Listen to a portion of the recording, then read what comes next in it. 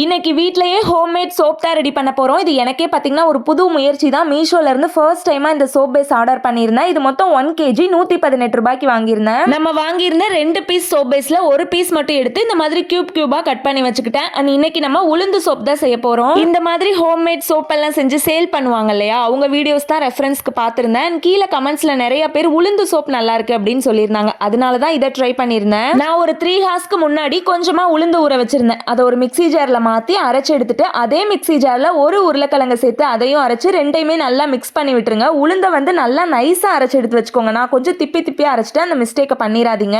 இந்த சைடு ஒரு பாத்திரத்துல ஆல்ரெடி சுடுதண்ணி போட்டு வச்சிருக்கேன். அதுல நம்ம கட் பண்ணி வச்சிருக்க சோப் பேஸை தூக்கி வச்சீங்கன்னா கொஞ்ச நேரத்துல இந்த மாதிரி கரைஞ்சு வந்துடும். நம்ம ரெடி பண்ணி வச்சிருக்க பேஸ்ட் 1 ஸ்பூன் அளவு கோகோனட் ஆயிலையும் சேர்த்து கலந்து விட்டு இறக்கிருங்க. அவ்வளவுதான். என்கிட்ட வந்து சோப் மவுல்ட் எதுவும் இல்லைன்றனால வீட்டுல இருக்க இந்த மாதிரி வேஸ்டான டப்பா மூடி பவுல்ல எல்லாம் லைட்டா கோகோனட் ஆயில் தடவி 2 ஹார்ஸ் ஃப்ரீசர்ல வச்சு எடுத்தீங்கன்னா சூப்பரா சோப் ரெடி ஆயிரும். ஓப்பனா சொல்லணும்னா இதுல நுரை எதுவுமே வரல. பட் உளுந்து சேர்த்திருக்கனால ஸ்கின் நல்லா சாஃப்டாவும் பிரைட்டாவும் இருக்கு. ரெகுலரா யூஸ் பண்ணி பார்த்துட்டு எப்படி இருக்குன்னு அப்டேட் பண்றேன்.